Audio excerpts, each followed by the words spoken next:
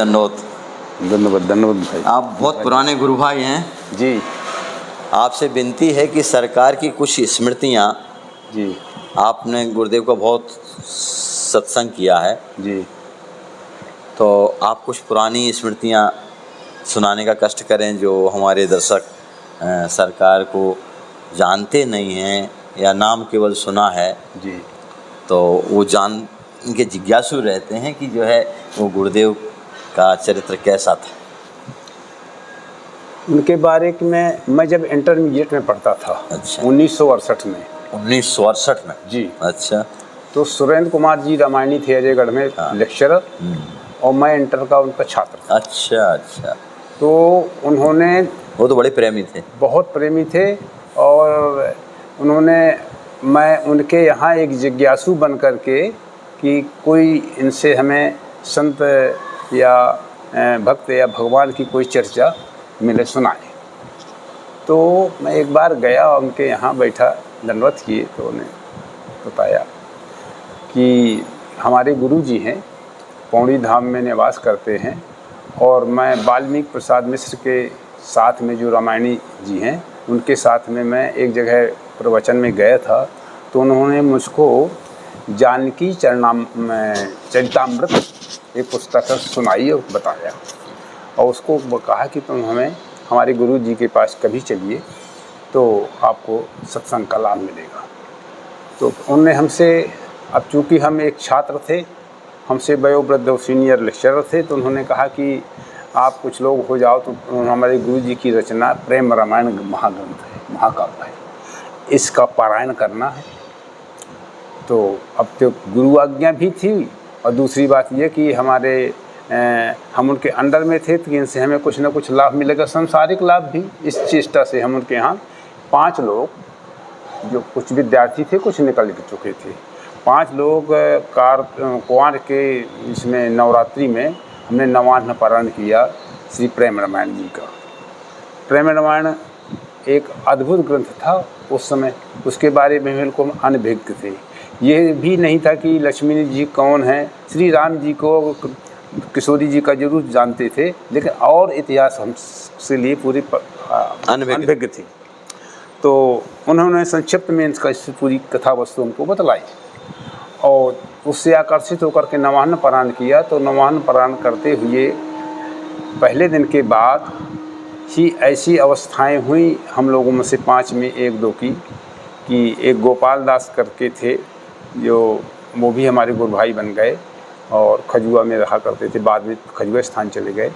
तो पढ़ते पढ़ते पारायण करते हुए और मूर्छित अवस्था में हो जाएं, विकल हो जाएं, ऐसी कुछ हमारी भी दशा हो जाती थी। उस पारायण से जो वहाँ के अजयगढ़ के लोग थे और जो अपने को पांडित्यपूर्ण मानते थे, जैसे जो, और उनके सुरेंद्र कुमार जी के भी नज़दीकी गए थे, तो बलदेव प्रसाद पंडित जी थे शुक्ल, तो उनको उन्होंने बुलाया और सब लड़कों की स्थितियाँ देखी कि सब लोग किस तरह से भगवान का प्रेम रामायण का पाठ करते हैं, पढ़ते पढ़ते प्रेम में मूर्छित हो जाते हैं, गिर पड़ते हैं, ऐसी। तो उससे कुछ हम लोगों को एक प्रेम की एक बिंदु मिली, और उससे उनके प्रति श्रद्धा बढ़ी कि ऐसे गुरु जी का सानिध्य यदि हम लोगों को ही प्राप्त हो जाए तो सौभाग्य होगा। समझते थे कि आज नहीं तो कल काल में, जैसे तुलसीदास जी की आज 400-500 वर्ष के बाद भी ख्याति बनी हुई है, बढ़ते क्रम में है, और इसी प्रकार से इन संत महात्मा की भी होगी। तो हम उनके साथ में, उनके कथनानुसार हम लोगों के पास अर्थ का भी अभाव था, क्योंकि हम एक विद्यार्थी थे। तो उस समय पर महाराज जी के पौड़ी समैया में हम लोग गए नवंबर में, और पौड़ी समैया में सरकार का जब दर्शन किया स्वामी जी का, तो एक अद्भुत प्रेम की अनुभूति और ऐसा दिव्य वपु जिसको देख कर के लोग अपने आप आकर्षित हो जाते थे। तो ये कहेंगे कि जो उनके साथ तर्क वितर्क करने की दृष्टि से आया करते थे, वो भी बैरे हूँ राम बड़ाई करनी, उनके सामने पिघल करके वो भी पानी पानी हो जाते थे। सरकार की कृपा रही। तो हम लोगों ने 25 नवंबर 1968 को शरणागत ली। उस समय हम लोग 11 लोग थे और ज़्यादातर उसमें विद्यार्थी ही थे। और उसके पश्चात समैया में हम 5-7 दिन रहे, जितने दिन पूरे दिन रहे। और तब तो समैया का ऐसा कार्यक्रम चलता था कि एक लघु आकार का था। हमारे ज़माने पे तो महाराज जी की ख्याति उस क्षेत्र में ज़्यादा थी, इस क्षेत्र में तो नहीं थी। लेकिन ये देखा करते थे कि एक नामदेव जी करके आते थे, उनको कहें लीला दर्शन होता है। हमने कहा ये लीला दर्शन क्या है? लोगों से जिज्ञासा हुई कि लीला दर्शन क्या है। बोले जब ध्यान में पूजा में बैठ के जब वो जप करते हैं, भगवान का ध्यान करते हैं, पूजा करते हैं, तो जैसे सिनेमा की रील होती है इस तरह के चित्र उनके सामने आते जाते हैं और आगे वो उत्तरोत्तर उसमें देखते रहते हैं, मगन रहते हैं। तो ऐसा होता है कहाँ? ऐसा हमारे गुरु जी को भी होता है। और गुरु जी ने जो प्रेम रामायण की संरचना की तो उन्होंने भगवान का उनको साक्षात्कार हुआ और किशोरी जी की कृपा से वो जो लीला देखते थे अपने चिंतन में, और उसी का उन्होंने लेखन में भी प्रतिपादित कर दिया, एक महाग्रंथ का रूप धारण कर लिया। तो उसकी इस तरह से महाराज जी की ख्याति को हमने सुना। जब हम नामदेव जी, उनका नाम क्या था पूरा? नामदेव जी का नाम तो मुझे स्मरण नहीं है। नाटे नाटे थे क्या वही जो बाद में साधु बन गए थे? बात साधु तो नहीं हुई, वो सतनई साइड के रहने वाले थे कहीं की। अच्छा। और अर्थव्यवस्था की भी उस समय पर अभाव था वहाँ पर। पौड़ी समैया में देखा कि भगवान की लीला के विवाह के दिन की झांकी निकले और टीका द्वार चार होना है तो कंडे में मिट्टी का तेल डाल दिया जाए और आग जला दी जाए, उसी से द्वार चार की शोभा बढ़े। लेकिन इतने रस की निष्पत्ति होती थी उस समय पर भाई साहब कि देख करके सुन करके लोग को अचंभित करेंगे। लोग तो कम जाते थे लेकिन प्रेमी बहुत जाते थे। लोट पोट हो जाएं, विह्वल हो जाएं, रोते चिल्लाते रहें बिलक बिलक करके। रविशंकर शुक्ला जी यही तो कहते थे कि हम तो सोचे थे कि बढ़िया नौटंकी, बढ़िया नाच गान होता होगा, ये लीला देव होगी, जी हाँ, देखने को मिलेगा। हाँ। और जब सब किशोर जी की झांकी खुली और सब रोने लगे तो उनको खराब लगा। तो ये है क्या चीज़? संसारी लोगों को तो बड़ा विचित्र लगता ही था। और इसके पश्चात जब हम लोग वहाँ से पौड़ी समैया से वापस आए और इन्होंने हमको, श्री सुरेंद्र कुमार जी ने उस समय पर ये जो मंत्रराज की विधि थी वो भी कागज़ में कापी में लिखी थी, उससे नोट करके उसको हमने याद किया और मंत्र का जाप करते रहे। उससे उत्तरोत्तर हम लोगों के जो हम जितने लोग थे ये होता था कि कैसे हमको भी भगवान की इस लीला का दर्शन हो गए, मन में ऐसी उत्कंठा बनी रही। और फिर इसके तदुपरांत हम लोग अपने शिक्षा को पूर्ण किए और जब सरकार के पास कभी बैठे तो सरकार यही कहा करते थे कि सभी जीवों से प्रेम करना चाहिए, किसी भी जीव से, हिंसक पशु से या जीव जंतु से, विषैले जीव जंतुओं के प्रति भी अपना द्वेष भाव न रखो। उनके जीवन की एक घटना थी कि वहाँ पर थे खजुआ समैया के समय पर, मैं तो उस समय पर नहीं गया था लेकिन जो लोग साथी गए हमारे उन्होंने बताया कि महाराज जी एक कच्ची झोपड़ी थी जो उसी में रहते थे, उनकी कुटिया जिसको कहते हैं, और वो 2 खंड की बनी हुई थी। नीचे निवास था और ऊपर उनका पूजा स्थल बनाए हुए थे।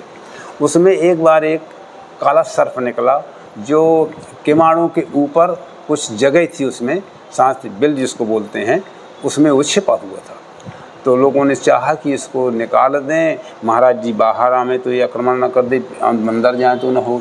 सरकार ने कहा कुछ नहीं, उससे कुछ मत बोलो, ना मारना है, ना पीटना है, ना हमारे बारे में कुछ सोचना। सब किशोरी जी रक्षक हैं और सब वही रक्षा करेंगे, उससे मत बोलना।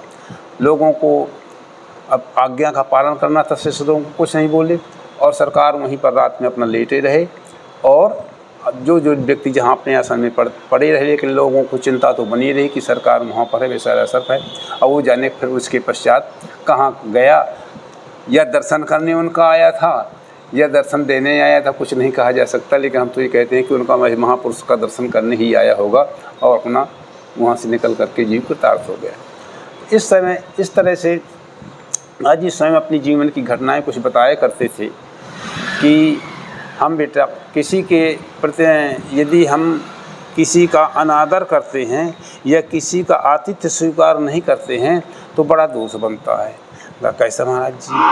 बोले कि एक बार हम जा रहे थे, एक सेवक के यहाँ रुके हुए थे तो सेवक के यहाँ रुके हुए थे, जब जाने की इच्छा हुई तो सवेरे से कहा कि उसने कहा महाराज जी स्नान कर लिया जाए और कुछ प्रसाद बाग भोग कर लिया जाए, फिर इसके बाद जाए।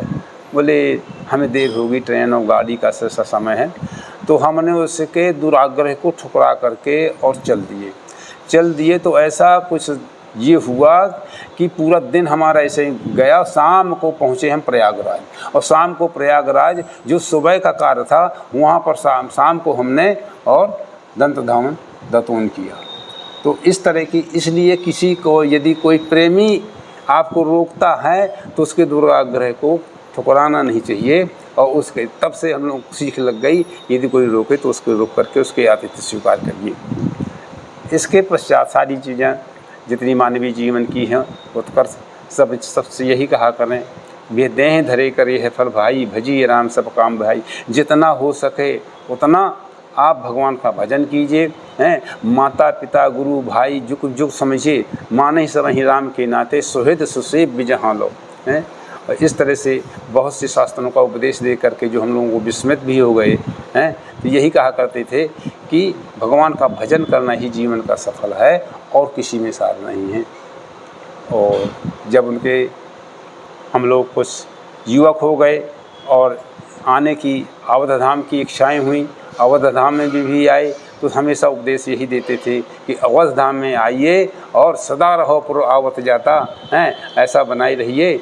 और किशोरी जी को कभी भूलिएगा नहीं, किशोरी जी की कृपा से ही सारी वस्तुओं की प्राप्ति होती है। और बगैर भगवान का सहारा लिए जो कोई जीवन जीता है उसका जीवन सुलभ नहीं माना जाता। इस तरह से सरकार बहुत सी चीज़ें बतलाते थे। और हमारे वरिष्ठ एक गुरु भाई आज भी हैं, हरिगोविंद द्विवेदी जी, उनसे मैंने संपर्क किया। वो पन्ना में पोस्टेड हो गए थे कुछ दिन, तो मैंने सरकार के विषय पर शोध कार्य करने की चेष्टा की।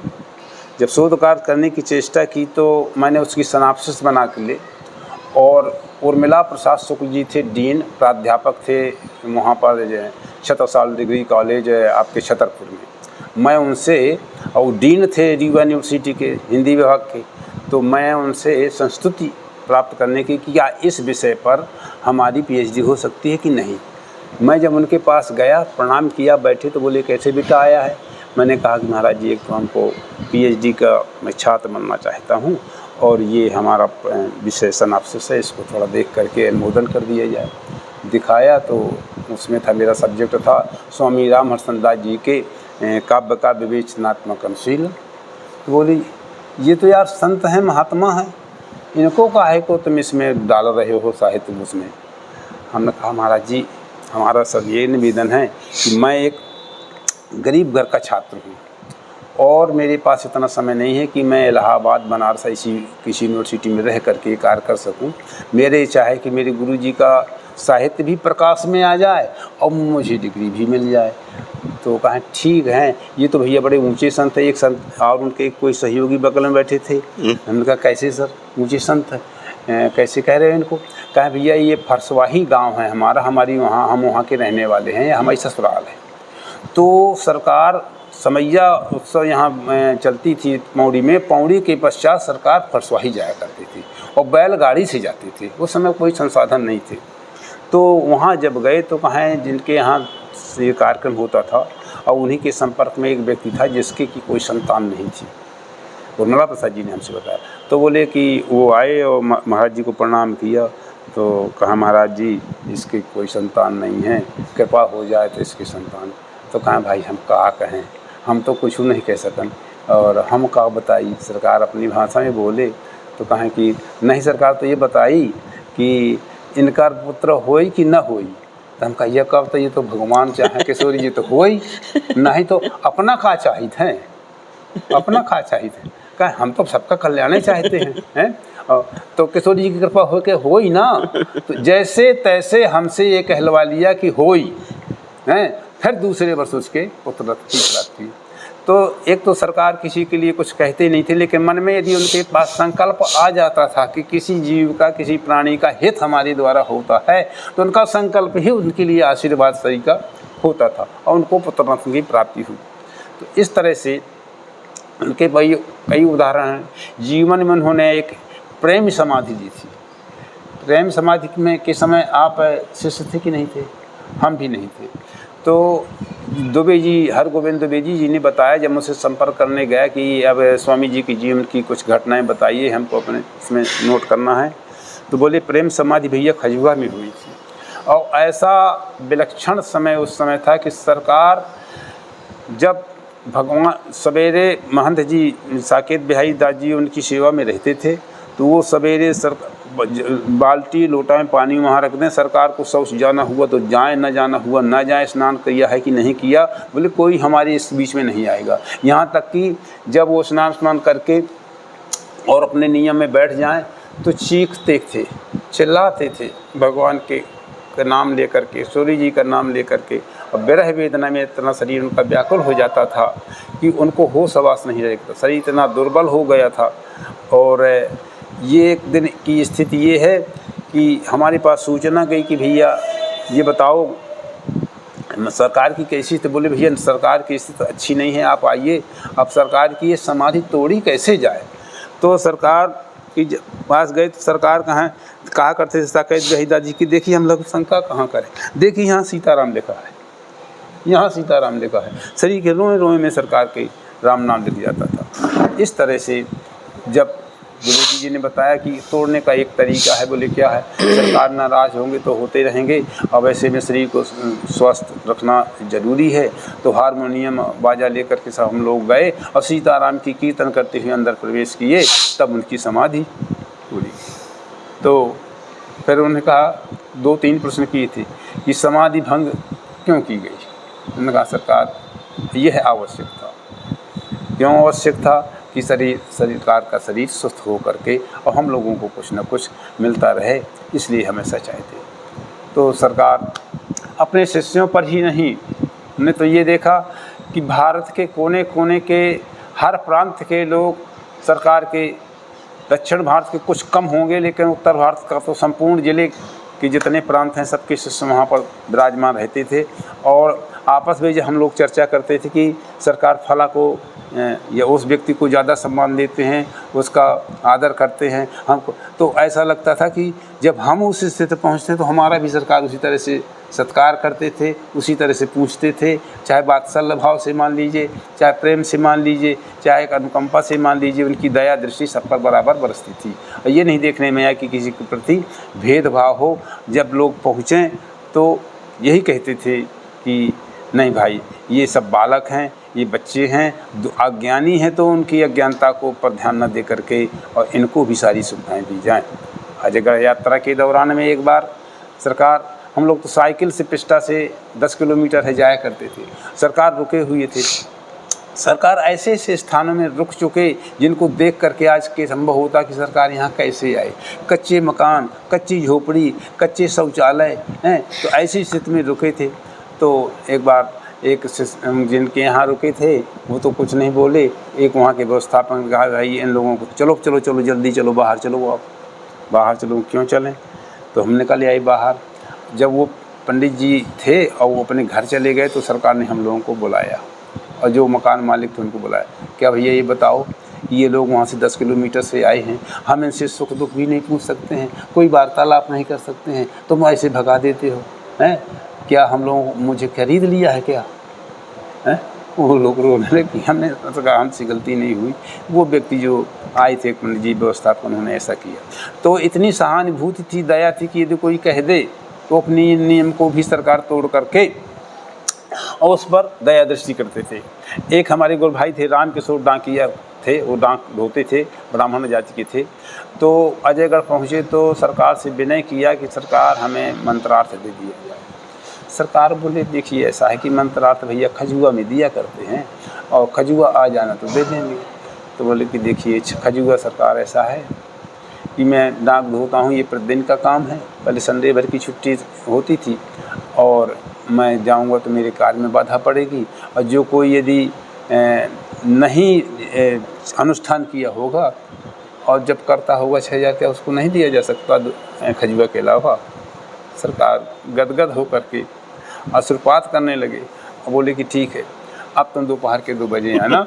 और दोपहर के 2 बजे उसको अकेले मंत्रार्थ दिया, जो कि आज तक किसी स्थान में सरकार ने किसी को मंत्रार्थ नहीं दिया है। लेकिन ऐसी दीनहीन अवस्था को सुन करके सरकार भी दिव्यत हो जाते थे।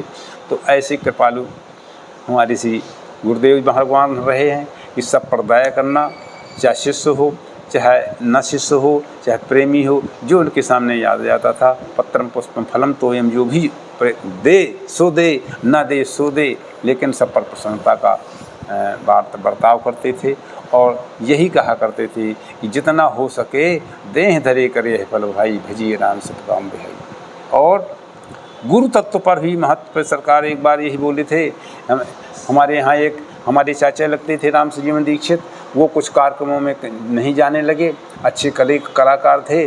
तो पिस्टा पहुँचे सरकार, तो उनका ऐसे हाथ पकड़ के कहा सुनो हमार बात गठिया ले दो हैं, गुरु प्रसन्न साहिब अनुकूला, गुरु जी को प्रसन्न करो और कुछ करो चाहे ना करो। तो गुरु जी की दृष्टि में बिल्कुल आप अच्छे रहो और गुरु जी ऐसे कार्य को जैसे गुरु जी प्रसन्न रहे। तो ये था कि हमने तो जिसने गुरु जी को पा लिया और गुरु जी के अनुकूल चला, उनका सभी जीवों का कल्याण हुआ है और होता रहेगा। आज भी उनकी कृपा से जो व्यक्ति भी गुरु जी की आज्ञा का अनुसरण करते हैं, चाहे गांव देहात में रहते थे, चाहे शहर में, चाहे वो तीर्थ में, जहाँ पर हैं, लेकिन सुख से हैं, चैन से हैं और उनकी कृपा का अनुभव आज भी सब लोगों को होता है। ऐसे कृपालु हमारे श्री स्वामी जी महाराज थे। अच्छा, आपके गुरुदेव किशोरी जी के द्वारा आपके जीवन में कुछ ऐसी घटना घटी क्या जो भुलाए न भूलती हो?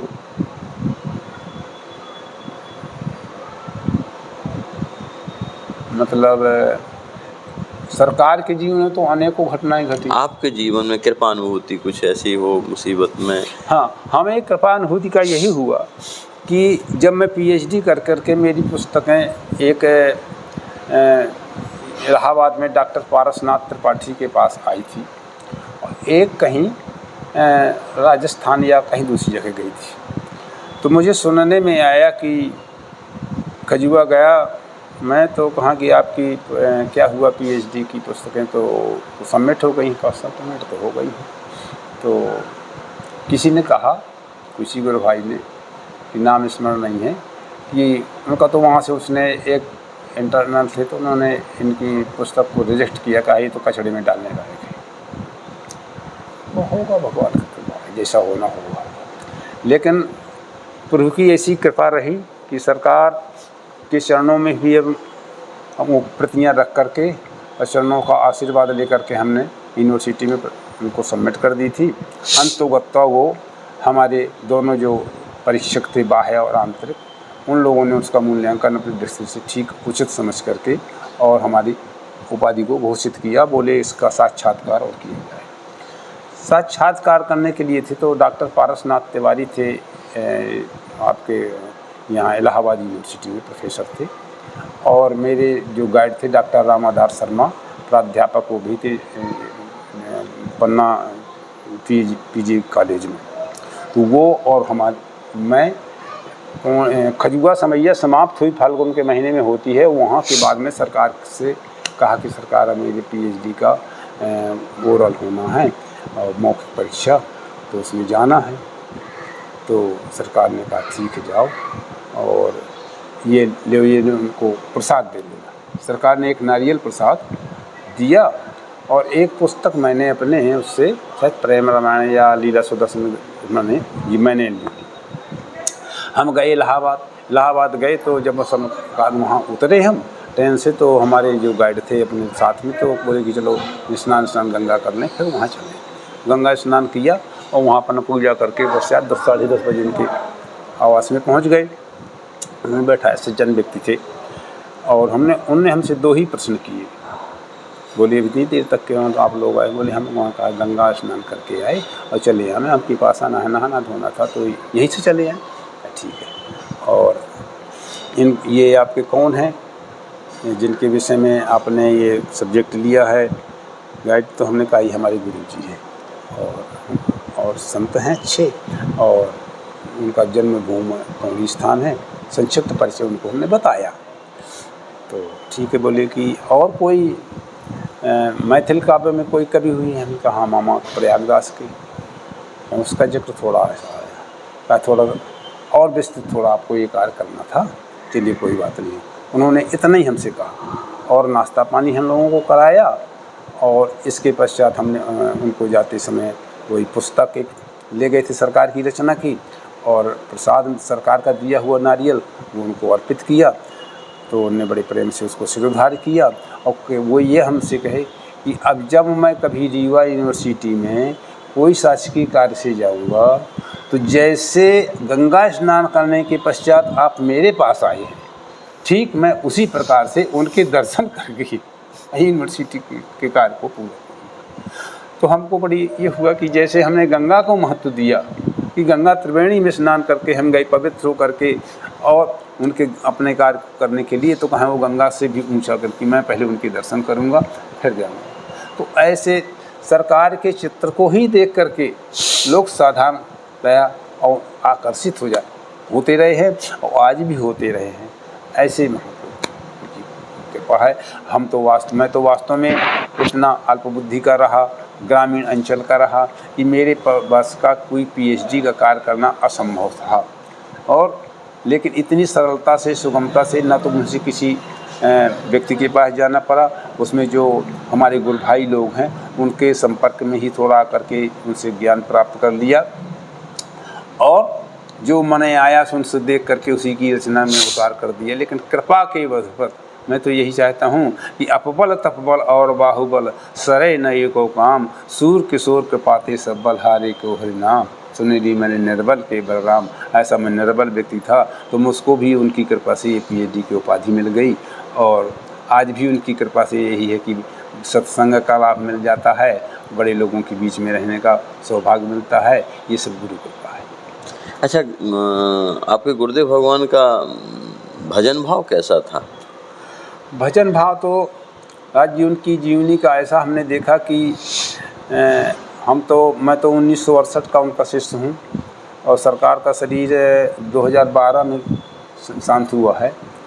तो दूर जरूर रहते थे, लेकिन उनकी क्रियाकलापों को जब सुनते थे, यात्रा में भी गुरुजी का प्रातःकाल 4 बज जाए 5 बज जाए ऋतु के अनुसार, तो ये कोई जान नहीं पाता था। जो उनके सेवक थे वही जानते थे, जो बहुत नज़दीकी रहते थे, कि जब वो सिया राम करके चिल्लावें तो वो समझ जाएं कि गुरुजी जग उठे, कि पानी की आवश्यकता है या शौच जाना है, क्या बात है, तब जानते थे। नहीं तो सेवक भी सोता रहे और सरकार अपने नियम पर सीताराम पर कीर्तन और अपना भजन करते रहे। तो सवेरे उनका, जिसको बोलते हैं कि प्रभात काल हो गया है, तो ऐसे में जग करके उनका अपना नाम जप और ये सब चलता रहा। फिर इसके पश्चात वो अपना प्रातःकाल जब हो गया, शौच क्रिया निवृत्त हुई, स्नान किया। स्नान जब तक पूजा नहीं कर लेते थे तब तो हमने देखा कि सरकार मौन रहते थे, और पूजा में भी ये देखा कि हम लोग चिंतित रहते थे कि भाई किसकी पूजा करते हैं, राम जी की मूर्ति होगी, किशोरी जी की होगी, या युगल सरकार की होगी। तो पहले विचित्र लगा कि क्या है, तो ये सरकार की राम जी की जूतियों की पूजा करते हैं, और उन्हीं की आरती करते हैं, और उन्हीं की क्षमा प्रार्थना करते हैं, उन्हीं से मांगते हैं, वही उनका एक आधार है। ये कैसा क्या है? तो जब प्रेम रामायण ग्रंथ का महाकाव्य का अनुशीलन किया गया, पढ़ा गया कि लक्ष्मी जी भी इन्हीं जूतियों की उपासना करते थे, और भगवान के बड़े प्रेमी स्नेही थे, और उन्हीं की जैसी लक्ष्मी जी की विरह वेदनाएं होती थी, उसी प्रकार से हमारे गुरु जी की हुआ करती थी। तब उसको हम लोगों को ज्ञान हुआ, और सरकार सवेरे ऋतु के अनुसार कभी 9 बजे कभी 10 बजे तक इनका सवेरे का पूजन होता था, भगवान की जूतियों का। इसके पश्चात प्रेम बल्लरी और विनय बल्लरी के, उनके विनय बल्लरी के पदों का गायन और उसके व्याख्या, जो समुचित वहाँ पर उचित शिष्य थे जो उनकी जानकारी में थे कि ये भाव है इस पद का, उनके द्वारा व्याख्या करवाई जाती थी। इसके पश्चात सरकार 10 बजे के लगभग या 9:30 बजे के लगभग जैसा मौसम हुआ फिर अपने बैठ जाते थे नियम करने। जो नियम करने में हमने देखा कि हमारे गांव पिस्टा जैसे देहात में भी सरकार ठंडी के समय पे जाते थे, जनवरी के महीने में अधिकतर, तो 10 बजे बैठ गए तो 1 डेढ़ बजे तक उनका नियम चलता था। नियम जपने में राम मंत्र का, गुरु मंत्र का अपना जो उनका इष्ट है वही जपते रहे और वहीं पर एकांतिक संकीर्तन भी करते थे। तो 3-4 घंटे की उनकी ये पूजा होती थी। सवेरे तो सामूहिक में जितने भी सत्संग वाले शिष्य लोग, अन्य लोग भी आ जाते थे, तो भगवान की जूतियों की पूजा हुई। एकांत में उनका यह जप चलता था। 1-1.5 बजे के पश्चात फलाहार उनका लिया करते थे। हमने तो सुना था कि 1950 से सरकार ने अन्न का त्याग किया था, फलाहारी भोजन लेने लगे थे। और फलाहार में भी ऐसा नहीं, लोग बाग कहा करें, हमारे गांव में लोग इसकी समीक्षा किया करें कि यार तुम्हारे गुरु बाबा क्या लेते हैं फलाहार में। हम कभी ये लौकी का साग ले लेते हैं, पपीता कच्चा ले लेते हैं, मूली ले लेते हैं, और यही चीज़ें हैं। और अमरूद हो गया, और जो कोई ले आया तो सेव हो गया, जैसा हो गया तो और दूध हो गया। तो कहे चेला लोग, सबका चेला लोग तो पूरी साग ये सब मीठा सब कुछ लेते हैं। कहे गुरु जी का तो ठीक है, वो तो फल फूल खाते हैं, लौकी कद्दू खाते हैं, और ये माल ताल चेला खाते हैं, खीर पकौड़ी खूब बनता है इनके लिए। तो हमका ये भगवान की सब कृपा है। तो इस तरह से उनके सानिध्य में रहते थे। तो भगवान 2 बजे करीब फलाहार किया, 1:30-2 बजे के बीच में 1 घंटे, फिर इसके पश्चात बैठ जाते थे। चाहे जहाँ जाएँ, शिष्यों के यहाँ जाए अथवा अपने मंदिर में रहें या किसी भी स्थान पर हो, तो 1 घंटे दोपहर में सब लोग सत्संगी बैठ गए। जो दर्शनार्थी आते थे उनको सब अपने कोई अपने सुवाच्य शिष्य के द्वारा किसी ग्रंथ का चिंतन अवलोकन करते थे, और कोई प्रश्न पूछता था जिज्ञासु तो उनके प्रश्नों का समाधान समुचित रूप से करते थे। 1 घंटे का, फिर वही 3 बज जाए, कभी कुछ अभी 4 बज जाए, जैसा हो गया समय अनुसार। फिर सरकार फिर अपने विश्राम में गए। अब विश्राम करने के पश्चात अब हम ये नहीं कह सकते हैं कि इतने महान पुरुष, इतने महाग्रंथों का लगभग 35-40 ग्रंथ उनके जीवन काल में लिखे गए, तो उन्होंने किस समय पर लिखे, क्योंकि दिनचर्या सवेरे की तो लिखने की नहीं थी। और 4 बजे से और 6 बजे के या 5 बजे ठंडी के दिन में सूर्य अस्त हो जाता है। उसके बाद उनको उठ करके और फिर शाम को अपनी संध्याकालीन सारी क्रियाकलाप करना, और कितनी देर में उनकी लेखनी कब चल जाती है ये भगवान जाने, और उनकी कृपा जाने या किशोरी जी जाने कि किस तरह से इतने ग्रंथों का अवलोकन रोज़ लिखना है। तो इस तरह से उनकी लेखनी चलती थी। यात्राएं भी होती थी, समैया उत्सव भी होते थे, मंदिर में भी उत्सव होते थे। तो वही 2 घंटे का समय, चाहे वो उसमें अपना विश्राम कर लें, चाहे लेखन कर लें, या भगवान की कृपा उनको लिखा करके ये समुचित कार्य सब करवा देते थे। और फिर संध्या काल में बैठ करके कुछ लोग आ जाते थे तो उनके बीच में कुछ सत्संग होता था। और रात्रि में चाहे जहाँ हो, संत लीला के हमारे गुरु जी बड़े संतों के चरित्र में ये कहा गया था, वो कह देते थे हमारा गांव आज भी कहते हैं कि वहाँ तो साधारण व्यक्ति पहुँच नहीं पाता। भैया इतनी दूर से चलना पड़ता था। प्रथम बार हमारे गांव पिस्टा गए सरकार, तो 1 किलोमीटर दूर से तक वाहन पहुँचा एक साथ, तो वहाँ अब नहीं पहुँच रहा था गांव के अंदर, तो सरकार वहाँ से पैदल चल दिए। हम लोग तो रोते रहे कि देखो कितना इनको पैदल चलना पड़ा, थक गए होंगे, ये हो गया। वो कहे क्यों परेशान होते हो, चल लेंगे हम, चल लेंगे। और चल करके हमारे गांव में घर पे आए, वहाँ पे आवास में रहे। इसके पश्चात भी सुख के साथ तो बोले कि हमें तो संत लीला प्रिय है, संत लीला तुम यहाँ भी कराओ तो यहाँ भी रहेंगे। तो संत लीला के बारे में तो हम लोग कुछ जानते नहीं थे। रामलीला के बारे में थोड़ा बहुत जानते थे कि संत लीला क्या है। कि बोले किसी संत के चरित्र का चित्रांकन करना है, उसको नाटक को उसकी विधि से एक आध दिन बताए उनके साथ में जो सेवक रहते थे। इसके पश्चात सब लोग उसमें जानकार हो गए और स्वयं उसको तैयार कर लिए। तुरंत ही उनकी कृपा से सब पात्र हो जाएं, 2 पात्र 4 पात्र हो जाएं और किसी संत की लीला का चित्रांकन किया जाए, उसमें सबको रस की निष्पत्ति हो, आनंद की अनुभूति हो, और उससे ये होगा कि ये संत के चरित्र को जीवन में अपनाना चाहिए, उससे हमारा भी जीवन धन्य होगा। तो इस तरह से सरकार हमारे संत लीला की बहुत प्रेमी थी। अभी एक दिन मेरी बात है, हरगोविंद द्विवेदी जी से बात हुई कि रीवा में सरकार रहते थे, तो वैद्य जी के रुके हैं, तो वैद्य जी के घर में 15 दिन रुके लगातार। तो अब वहाँ से सरकार को सरकार हमारे संकोची भी इस तरह से कि हमारे शिष्य पर, हमारे दास पर किसी प्रकार का बोझ न पड़े, आर्थिक बोझ भी न पड़े हैं, इसलिए छोटी परिस्थितियों में वहाँ पर वो गुजर कर लेते थे। तो उन्होंने कहा कि वैद्य जी आज हम यहाँ से जाएंगे। वैद्य जी ने कहा सरकार आप स्वास्थ्य ठीक नहीं है, अभी आप रुकिए और 2-4 दिन फिर चले जाइए। बोले नहीं, सरकार ने कहा कि नहीं अब हम तो जाएंगे, आज चलना है यहाँ से, बहुत दिन हो गया। तो उन्होंने दुबे जी से कहा कि दुबे जी सरकार तो कहती कि जाना, सरकार जाने लायक नहीं है, सरकार का स्वास्थ्य अभी ठीक नहीं है। तो बोले क्या है? बोले कहो तुम, हम तो कह के छक गए लेकिन नहीं मान रहे। कहा हम भी कहे। तो महाराज सरकार अभी कहते हैं वैद्य की रोका जाए, स्वास्थ्य अनुकूल नहीं है, फिर ठीक हो जाइए तो चले जाइएगा। कहते तो ठीक है लेकिन हम क्या बताएं, हमारी जारी इच्छा है, नहीं सरकार उनकी तो इच्छा रुकने की। तो कहा भाई संत लीला तुम करो तो रुक जाएगी। तो अब समस्या आई संत लीला की, हम कहाँ अकेले थे, 1-2 पात्र और कोई व्यक्ति है नहीं है, संत लीला अकेले होती ही नहीं है, कैसे क्या करेंगे? ठीक है, हाँ सरकार संत लीला हो कह दिया, अब कह दिया तो उसको करना है। अब शाम हुई तो सकाएँ हम 1-8 पात्र होकर के हमने स्वयं, चाहे वो सेठ का पाठ करना हो, चाहे राजा का पाठ करना हो, चाहे चपरासी का पाठ करना हो, हम ही ने उसको पर्दे की पीछे से स्वतः बोल करके उसका पाठ अनुमत किया। जहाँ आ गए तो सामने कर दिया। उससे ऐसी संत लीला का आयोजन करके और महाराज सरकार को हम रोक सके। तो संत लीला के पीछे जहाँ पर ही हमने देखा कि अजयगढ़ में एक बार 18 दिन लगातार रुकी थी हैं, तो रोजाना की लीलाएँ अलग अलग ढंग से हों। तो संत लीला के बड़े प्रेमी थे, संतों के चरित्र पर और संतों के बारे में हमेशा यह कहते थे। उन्होंने अपने ग्रंथों में ही सबको संकलित करके लेख भी किया है विनय बल्लरी में संतों की, कि संतों का के चरित्र का जीवन में अपनाना चाहिए, उसमें किसी प्रकार का भेदभाव नहीं मानना चाहिए, न जाति का, न पाति का, न ऊंच का, न नीच का है। भगवान तो संतों के प्रेमी होते हैं और हर जगह उनके प्रवचन में भी हमने देखा कि एक संत की का चरित्र का चित्रांकन जरूर करते थे। पढ़ी समैया में भी होते हैं, लेकिन बाद में संत लीला संत के चरित्र का जरूर चित्रांकन करते थे।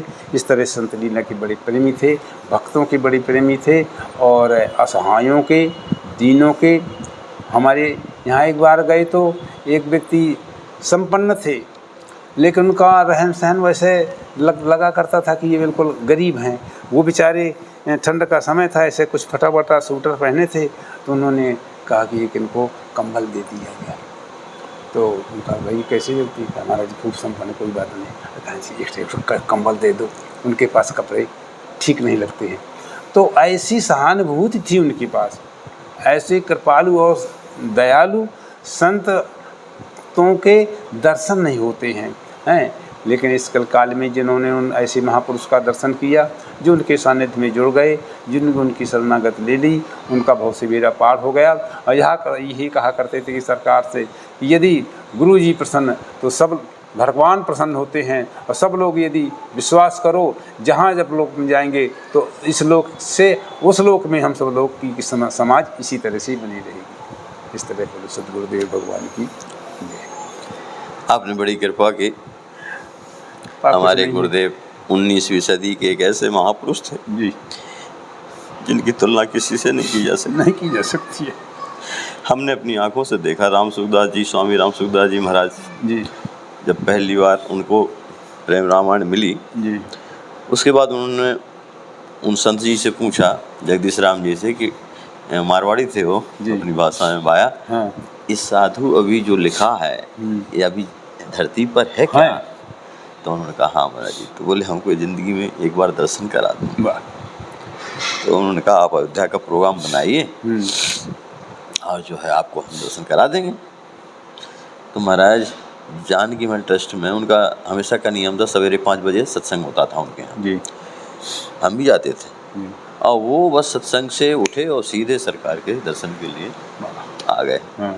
और उस समय सरकार नीचे रहते थे जी। आके सरकार के चरण पकड़ लिए और मत्था रख दिए और उठाए ना मत्था। आप सरकार तो बड़े संकोची स्वभाव के थे। अरे स्वामी जी, लोगों ने बताया कि ये स्वामी जी हैं जी। अब सरकार उनसे बार बार कहे महाराज आपको किसी ने धोखा दे दिया है, हम साधु नहीं हैं, आप छोड़िए। हैं बोले महाराज जी आप कुछ कहिए, अब ये सिर उठने वाला नहीं है तब तक जब तक का आपका कर कमल हमारे सिर पे नहीं आ जाएगा। महाराज वो सिर उठाए ही ना। आखिरी में सरकार बड़े परेशान हो गए और कहा हरिदास जी भैया ये मानते नहीं हैं तो एक काम करो, लाओ इत्र लाओ, हम इनकी सिर की चप्पी कर दें। वाह, नाई लोग चप्पी करते हैं ना, बढ़िया मालिश हो जाती है।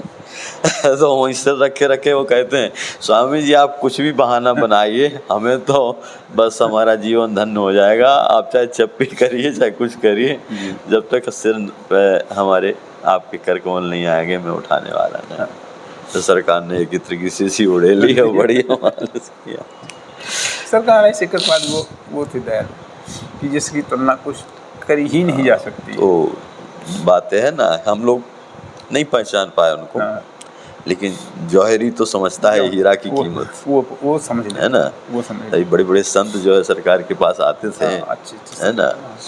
डोंगरे जी का नाम तो आपने सुना ही होगा।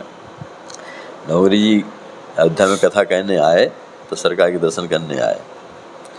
ठाकुर जी के सामने मंदिर खुला हुआ था उस समय जी। तो सरकार नियम छोड़ करके आए तुरंत, और ऐसा उन लोगों का मिलन था दोनों। अच्छा आपने देखा होगा डोंगरी जी महाराज का भी बड़ा भव्य चेहरा था, बदल रहे थे वो। एक तरफ मंदिर के सरकार बैठे, एक तरफ वो बैठे, एक शब्द उसको सुनाई नहीं पड़ा, बस नजर से नजर मिली, दोनों की आंखें उसी से उनका सत्संग हो गया, सब हो गया। जितने लोग दर्शक थे सब झरझर आंसू। वो तो होता ही है। प्रेमी का स्पर्श मिल जाए, उसके कोई चीज़ छुई हुई स्पर्श में हो जाए तो उस प्रेम का प्रसार हो जाता है। संत सम्मेलन में किसी संत जी ने कहा नहीं था कि हम गए सरकार से एक बार मिलने और सोचते थे कि इनके चरणों का थोड़ा स्पर्श हो जाए, तो लोग वक्त तेल सेवा कर रहे थे। तेल सेवा को देख करके किसी ने तेल जिसमें सरकार के पूछे जाते थे वो ओछा को हमने स्पर्श किया, हमें करंट सा लगा, अब बेबल हो गए। तो प्रेमी का स्पर्श हो जाए, भगवत प्रेमी का, महापुरुष का, तो फिर वो तो समझ लीजिए कि वो जीव धन है।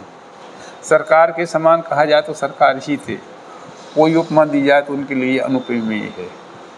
उनके समान कोई त्याग और तपस्या करने वाला, सब साधन इतने सब होते हुए उन्होंने अपने शरीर के लिए कोई भोग नहीं किया है कि शरीर में अच्छा भोजन करें जो पौष्टिक हो, कुछ जी शरीर बना रहे। यही शाम को कितना हुआ तुम एक पौवा दूध पी लेना, चाहे 2 किलो आ जाए 5 किलो आ जाए। और साधारण से साधारण व्यक्ति के लिए उपलब्ध थे, और बड़े का जो अभिमानी थे वो चाहे जितना भी प्रयास करे, सरकार उनके घर में आज तक कभी कदम नहीं गए। ऐसे लोगों का जो अहंकार, आपने भी सुना होगा राजा साहब बाहर बैठे रहे कुटिया पे, मारकंडे में, फाटक ही नहीं खोला, फाटक नहीं खोला, तो वैसा अभिमान हो जाता था। अब आप हमारे पिस्टा नहीं गए हैं, इतना गया बीता गाँव है आज भी, और उस समय भी ये था कि 1 किलो 1.5 किलोमीटर से आने जाने का कोई साधन नहीं थी। कैसे भी सरकार को हमें तो एक बार तो जैसे जीप नहीं चलती थी, एक बार तो हम लोग किसी के वाहन में ले आए, दोबारा में जाना था तो कहा सरकार क्या करें, कैसे तुम भेजा जाए, जीपें नहीं चलती हैं, जीप में कोई वाहन नहीं। तो ट्रैक्टर था हमारे उन्हीं चाचा के जिनके यहाँ रुके थे, तो उनका सरकार ट्रैक्टर से चलेंगे, ठीक है भाई, जैसन में अपना का बना वैसा कर दी। ट्रैक्टर में हम लोग उसमें आधी ट्रैक्टर बालू भरे ट्रॉली में, भारी हो जाए बजाय बन उसमें वो न जर्क न लगे, और उसके ऊपर पैरा डाला खूब ऊँचा, फिर उसमें गद्दे डाले, फर्श डाली, और फिर उसमें सर एक सोफ़ा डाल दिया सरकार के बैठने, और बाकी सब लोग उसमें 10-15 लोग जितने थे संत मंडली और सब लोग, और इतनी गति से चला, धीरे धीरे गति, जहाँ कि आधा घंटे पहुँचता था 1 घंटे में और 1.25 घंटे में उसको मारते थे। फिर कहा भाई ट्रैक्टर तेज़ कैसे चलता, थोड़ा चला के तो दिखा हुआ जब चलाए तो कहाँ इस तरह से जरका लगते हैं। तो ऐसे दयालु रहे कि भोजन की सब माँ सुधामा की भोला दे दुखी और सुधामा की चाउर चबाई थी। ऐसे हमारी सरकार थी कि दीनहीन के ऊपर कृपा कर दें और कृपा बरसाती थी, कृपा कृपा। आपने जब पौड़ी की वो झोपड़ी में रहते थे, वो कच्ची झोपड़ी देखी? देखिए 4 फुट सर लग तभी हमारे सट में जब वो 4 फुट की थी मुश्किल से, उसमें निकलने में सर ऊपर लगे और ऊपर बस उसी में पहिया पड़ा एक तरफ, उसी में जनता बैठ जाए, उसी में सरकार अपना बैठे। फिर दूसरी बनाई गई, थोड़ी ऊंची बनाई गई। अब तो ये तो सरकार के अंतिम जीवन लीला पे यह सब विस्तार हुआ है और वैभव लीला हुई। और उस समय पर जो जैसी लीलाएँ हुई हैं पौड़ी में, और पौड़ी जैसी लीला होती जितनी महाराज पौड़ी में रस की निष्पत्ति होती है उतनी कहीं नहीं होती। वो सरकार की तपोस्थली, माता जी का भी, माता जी की तपस्या। माता जी किशोरी जी को अपना पुत्री मानती थी। वो तो घटना मालूम होगी जब मैं किशोरी जी का श्रृंगार नहीं उतारा गया था, है ना, आपको आप सुनाइए। वो सरकार ने बताया कि ये माता जी को भगवान किशोरी जी का साक्षात्कार हुआ। कैसे हुआ? तो कहीं देखिए कि यहाँ साधु बाबा करके था। साधु बाबा प्रतिदिन यहाँ सवेरे वहाँ जितनी यहाँ लीला स्थल है और जहाँ तो झाड़ू बुहारू करने आए, तो झाड़ू बुहारू किया और किनारों की सांसों से उनको दिखाई दिया कि भीतर बड़ा प्रकाश दिखाई देता है। गैस जल रही है, क्या बात है? तो कहे माता जी चिल्लाए। कहेगा तो कैसे किनारे होते, कहाँ चले गए वो सदुआ बाबा? तो कहे कि देखा, कहे माता जी आज का भाई श्रृंगार किशोरी जी का नहीं उतारा गा? कहा दादू कहाँ है? अरे कहा देखो ना, श्रृंगार किशोरी जी बैठी हैं, श्रृंगार किए और सब ये प्रकाश फैला है। माता जी आई, एक झलक दिखा और वो दृश्य लुप्त हो गया। तो ऐसे वो है तो की कृपा करने वाली किशोरी जी हैं अपनी, कि सरकार की कृपा से वो साधु बाबा को दर्शन हुआ। और साधु बाबा यही कहा करता था, हम जब जाया करें अपने उसमें जब गृहस्थ जीवन में, तो वहाँ जाया करें स्कूल पढ़ाने, वो जो खजूरी ताल, तो रास्ते में वो मिला करें तो कहा हमसे ये कहा करें, ओ राम राम कहे जा हाथी फूल झरे जा। तो कहा समझ में नहीं आवे, तुम का रोज कहते? कहा बस राम राम कहे जा हाथी फूल झरे। तो कहा हमने यही एक उसका अर्थ लगाया कि राम राम कहे जा, और अपने हाथ से ऐसे करो कि सबका पुष्प के समान बिखेर दो सबको, जैसे लोग पुष्प में चलते हैं, किसी से कोई किसी का अनहित ना हो। तो इस तरह से सरकार बड़े कृपालु थे। और भगवान की भी उन पर एक कृपा थी। वो लखनलाल जी का जो स्वरूप बनते थे, लखनलाल जी के स्वरूप में बनते गए, और कुआं भूपट था और ऐसे गांव में होते ही थे, और बारात आती थी वहाँ से खजूरी ताल से, तो उसमें सरकार पीछे हुए अगवानी करने के लिए साफा बांधे वो कि ये सब जा रहे थे बढ़िया अचकन पहने, तो पीछे चले आए, कुआं पड़ा तो कुएं मुँह में चले गए सीधे। जब कुएं में सीधा जाता आदमी तो पूरा नीचे तक चला जाएगा, तह तक, फिर वो ऊपर उछलता है। लेकिन जब सरकार को मालूम हुआ लोगों की सरकार गिर पड़े कुआं में, निकाला देखा तो उनके न तो कहीं चोट आई और सिर की पगड़ी भीगी नहीं थी, यानी यहाँ तक जब आदमी जाता है सीधा तो सब कपड़े भीग जाते हैं, चाहे जो जितना भी चतुर हो, लेकिन नहीं, ऐसी कृपा की वो ऐसी उनकी अनुभूति बनी है। तो सरकार ने भी एक बार बताया था कि गृहस्थ जीवन में हम जब थे तो पौड़ी समैया करने की और स्थितियाँ बड़ी कमज़ोर थीं आर्थिक दृष्टि से, और खेती पाती का भी संसाधन उस समय सूखा उखा कुछ पड़ गया था। तो कहे हम चले गए थे समैया के कुछ कार्य से बाहर, अमरपाटन या कहीं बताया एक स्थान, और इधर माता जी के घर में थी। तो माता जी के सामने एक व्यक्ति आया घोड़ी में, घोड़ पे, और कुछ वो 1 टीन घी, देसी घी, और कुछ और सामग्री, भोज सामग्री बनाने वाली सामग्री लाए। और कहा माता जी, कहा ले ये पौड़ी उसके लिए समैया का सामान रख ले। माता जी ने भी नहीं पूछा तुम कौन हो, कहाँ से आए हो, किसने दिया, और उसने भी कुछ नहीं अब का बताना कहा था। भगवान की कृपा होती ही वो उतार करके उसने रख दिया और वो अपने चले गए। माता जी ने समझा कि दादू गए हैं हमारे, और दादू ले आए होंगे, भेजा होगा किसी से। जब आए सरकार और देखा कि यहाँ सामग्री, माता जी ये कौन दे गया? कहा तू नहीं भेजे हो, नहीं हम नहीं भेजे। तो कहा कौन देगा? तो खोज किया गया तो कोई कहीं से कोई पता चल नहीं कौन दे गया। अदृश्य से वो दृश्य होकर के आए हैं। किशोर जी की ऐसी कृपा हुई कि वो सामग्री आ गई, सामग्री और उसका उपयोग इस तरह से समैया उत्सव मनाया गया।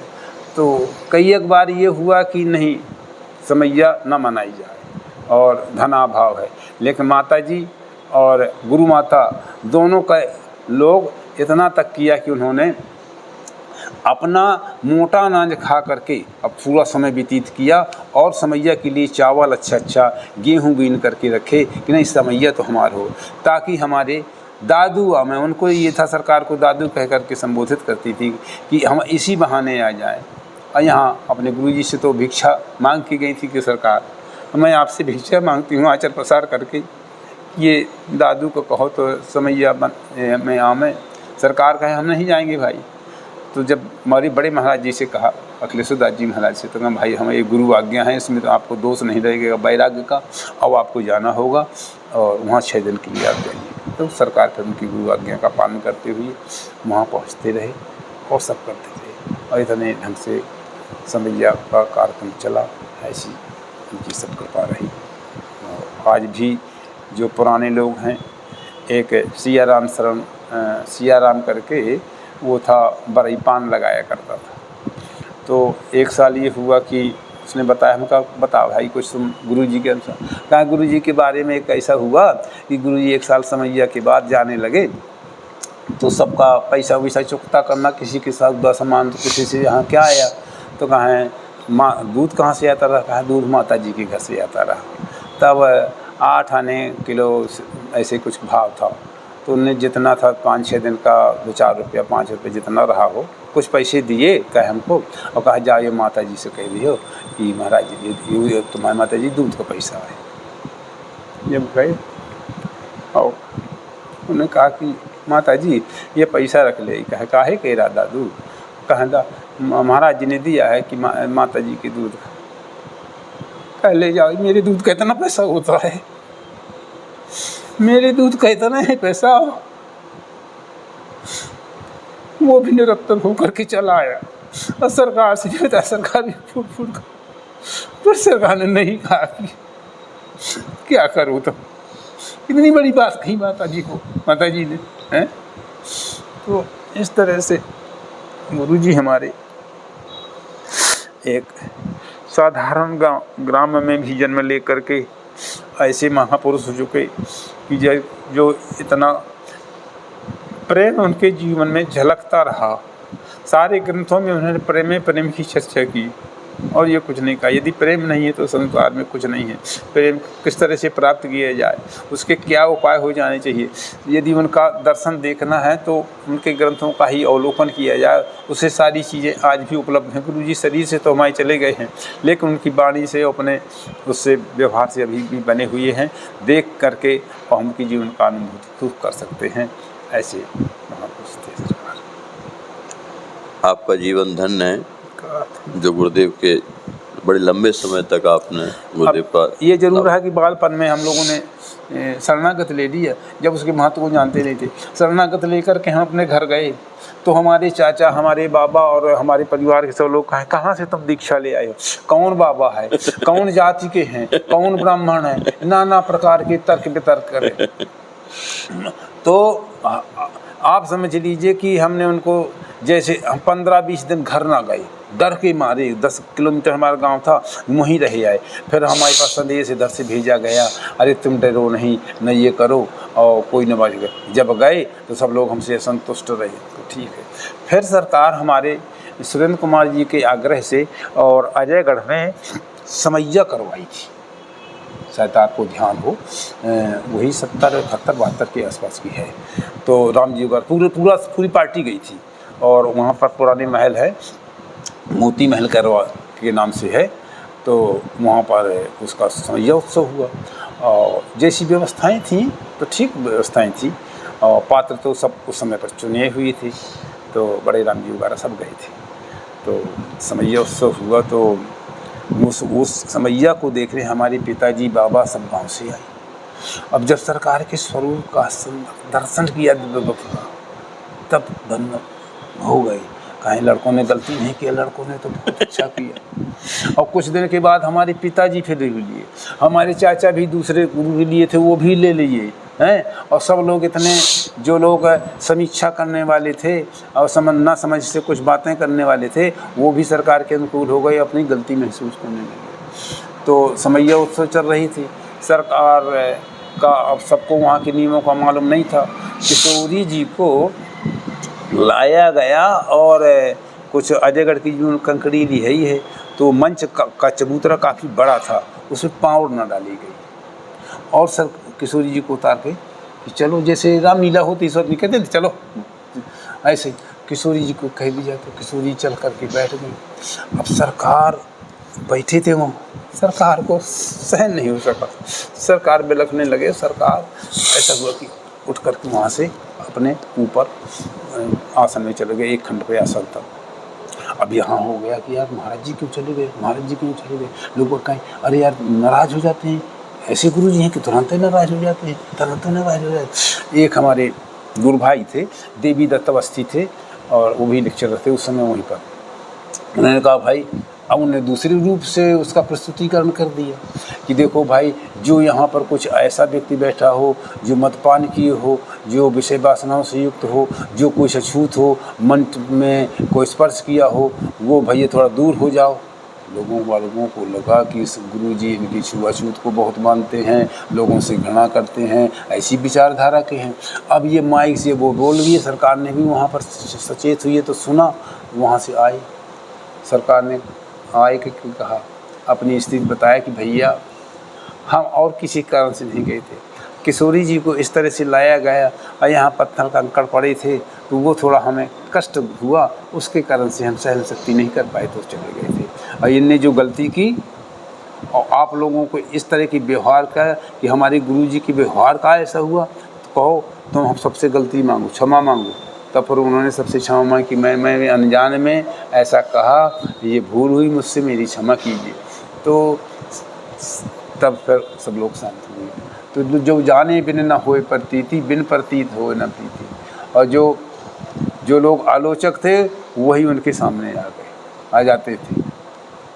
कहा करें ये कहा होता है, अजय हमारे गुरु जी तो आते हैं यार और हमारी बात पास में बैठते हैं और उनने तम्बाकू खाई, कहते ले बेटा तू खा ले हैं। और तुम्हारे गुरु जी तो यार नहीं खाते कहाँ हैं, वो खाने नहीं देते, तम्बाकू के लिए भी रोकते हैं, बीड़ी के लिए भी रोकते हैं। तो हम कहा वैसे होना चाहिए। जब उनके चरित्र व्यवहार को देखा करते थे तो बैरी हम बड़ाई करी, सब लोग भी उनकी प्रशंसा करवा करते थे और बहुत सरकार ने आनंद दिया। तब रहे बालपन तब कुछ रहे, ऐसी स्थिति हमारी रही है। लेकिन जो कुछ बना सो उनकी कृपा से और सब चलता रहा। और जो अब वो था सो सरकार फिर चले गए।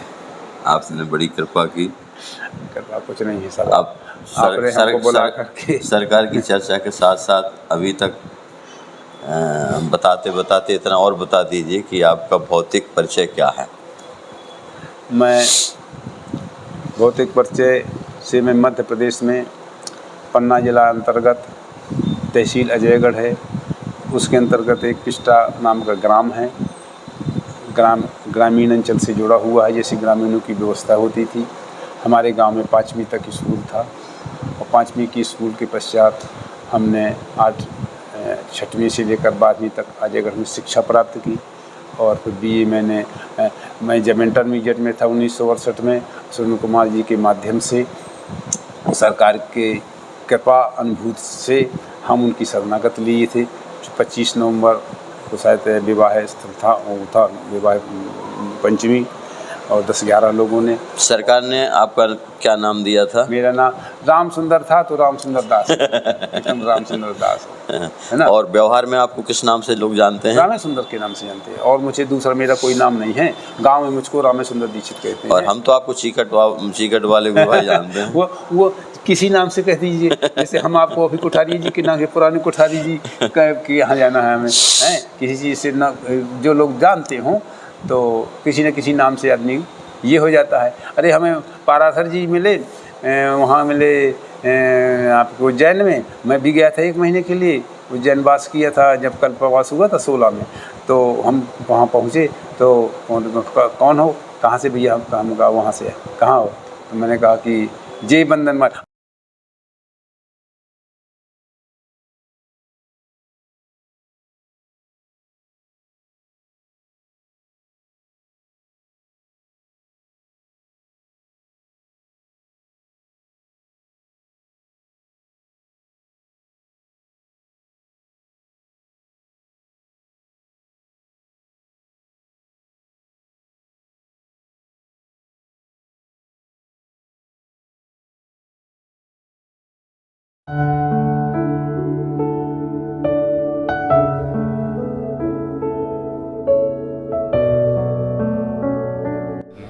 कहाँ विराजते हैं आप, क्या नाम है आपका? हम जो है छोटी छावनी बिरानते हैं, नाम मेरा श्याम दास है। किसके कृपा पात्र हैं? हम नित गोपाल दास की कृपा पात्र हैं। तो अयोध्या में कितने साल से रहते हैं? अयोध्या में 9-10 साल हो गए। 9-10 साल। तो आपको क्या समस्या है? हमारे समस्या ये है कि तांत्रिक के प्रहार से ये जो है यही दाग पड़ गया है। हाँ, देख रहे हो। और शरीर में और भी कहीं है क्या? और दो जगह है, एक डंडी में है। तो ये कितने साल का है? ये 9-10 साल हो गया। तो तब से कुछ बढ़ रहा है कि ज्यों का नहीं, बढ़ तो नहीं रहा है। ज्यों का त्यों? हाँ, दवाई किया हूँ तो ठीक आराम हो गया, उसी पे थम गया है। रुक गया है, रुक गया। खत्म नहीं हो रहा है? नहीं। अंग्रेजी दवाई किए थे कि नहीं, अंग्रेजी दवाई किए थे। अभी दवाई चल रही हैं? नहीं, दवाई बंद है। कितने समय से? लगभग साल भर से। तो आप ट्रस्ट से इलाज कराना चाहते हैं? हाँ, सोच रहे हैं कि इलाज हो जाए तो ठीक है। चलो, आपको प्रयास किया जाएगा और अच्छी तरह से पहले जांचें हो जाएं और फिर इलाज चालू हो जाए। धन्यवाद।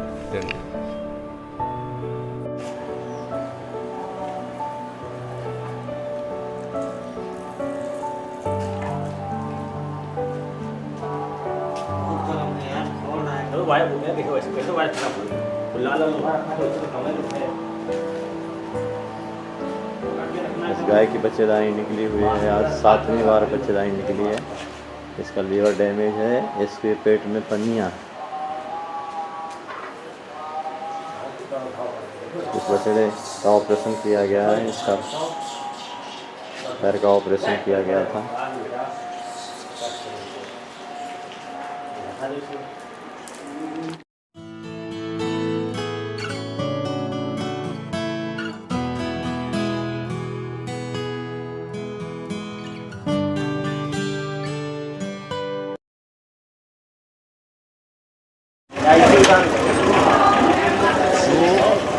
भगवान को भी प्रिय है।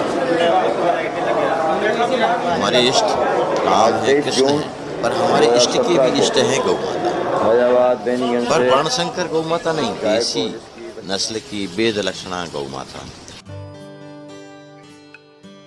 तो थोड़ा सा विचार कीजिए, इन गायों के कष्ट को जरा आप गहराई से, नज़दीकी से सर्वे कीजिए कि जो गायें सड़क पर छोड़ दी गई, लावारिस असहाय स्थिति में बेचारी, किसी प्रकार से पन्नी खा करके, कूड़ा कचरा वो भी जब सड़क पर खा करके अपना पेट 4 पहिया चलाने वाले हमारे जो धनी कहलाने वाले हैं, वो ठोकर मार के चल देते हैं।